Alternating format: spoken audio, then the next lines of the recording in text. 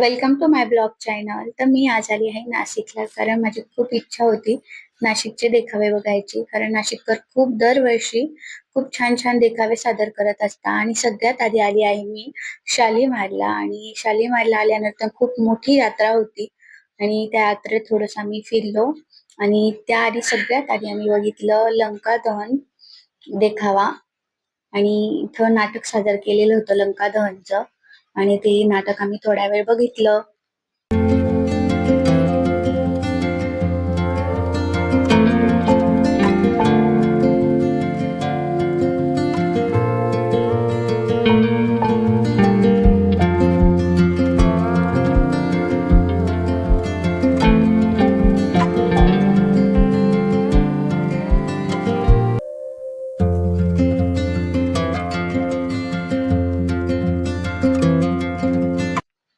आणि थोड्या वेळ हा लंका दहन देखावा बघितला.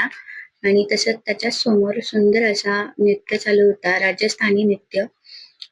खूप छान डान्स करत होती ती मुलगी. खरं तर म्हणजे माझं तिच्या डान्स पेक्षा आउटफिटवर खूप जास्त लक्ष जात होतं, कारण मला तिचं आउटफिट खूप जास्त आवडलं होतं. आणि तसंच खूप सुंदर गणपती बाप्पा होता तिथे.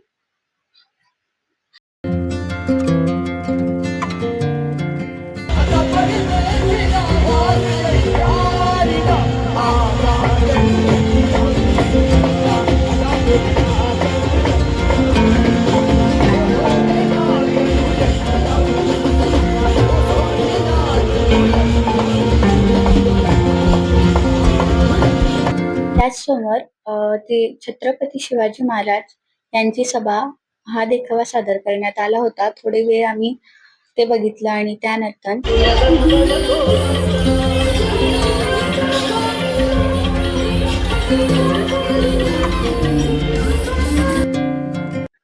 तिरुपती बालाजी टेम्पल हा देखावा तिथे सादर केलेला होता.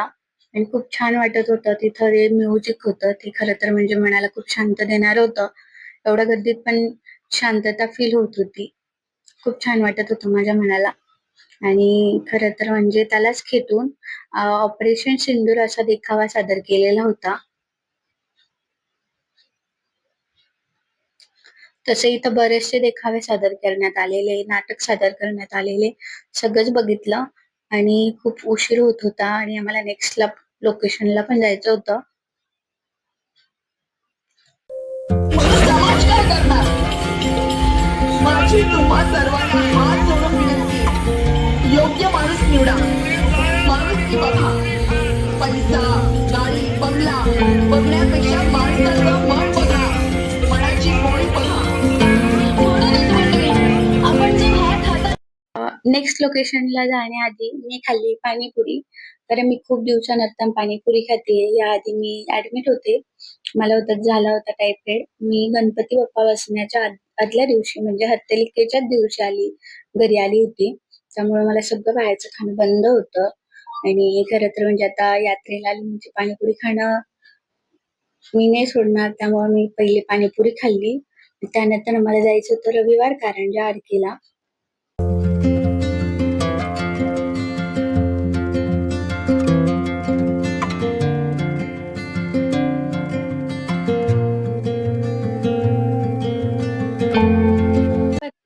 त्यानंतर आलो आहेत आम्ही आरकेला. श्री खाटू श्याम देखावा सादर केलेला आहे आरकेला. तसा चांदीचा गणपती आहे. खरं तर इथं खूप जास्त भाविकांची गर्दी होती आणि दर्शनाला तर खूप मोठी लाईन लागलेली होती. आणि देखावा खूप सुंदर सादर केलेला होता. आणि खरं तर म्हणजे इथं भाविकांची खूप जास्त गर्दी होती, त्यामुळे आम्हाला 1 ते 1.5 तास इथेच लाईनीत गेला. जय श्री श्याम खाटू बाबा चं दर्शन खूप छान झालं.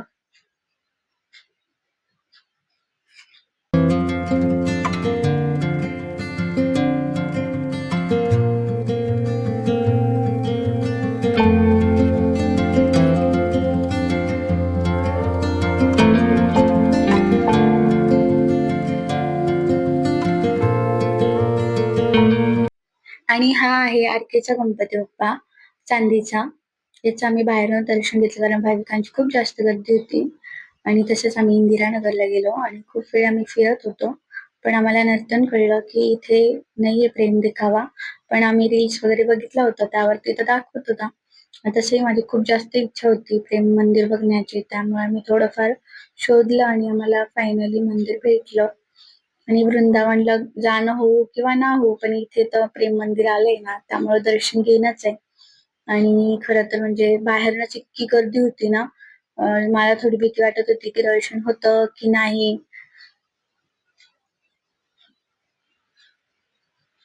प्रेम मंदिर इतकं, त्याची एंट्रीच इतकी सुंदर होती, त्याच्या हातात बासुरी, खूप छान वाटत होतं.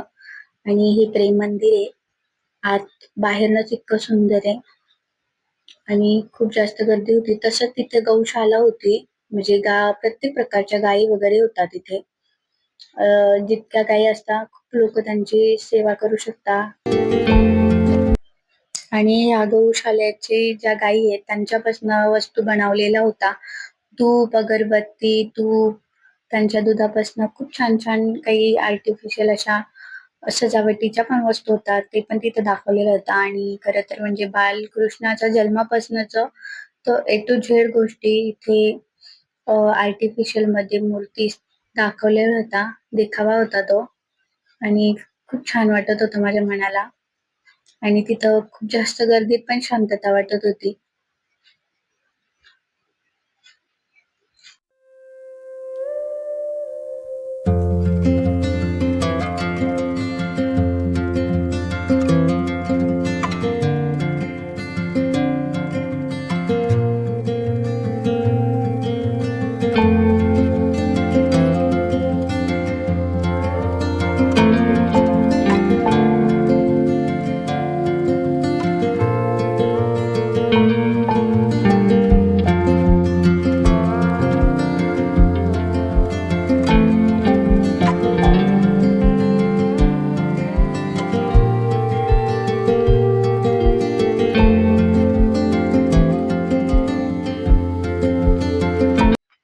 पण इथे खूप जास्त गर्दी होती. आम्हाला वाजले होते 10:30 रात्रीचे.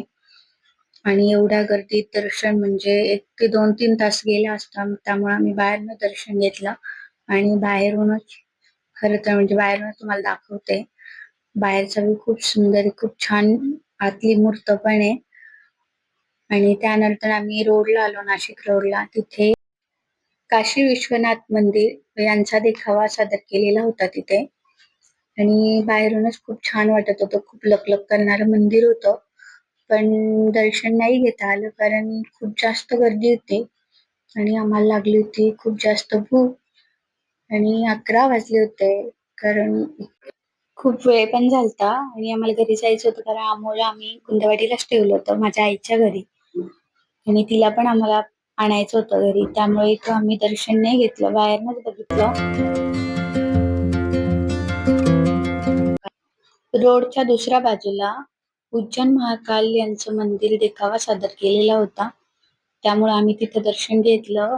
मी त्यांना बोलले की उशीर जरी झाला तरी आपल्याला इथे दर्शन घ्यायचंय. आणि तसंही इथं खूप जास्त गर्दी नव्हती, त्यामुळं दर्शन खूप सुंदर झालं आणि देखावे आम्हाला बघता आले.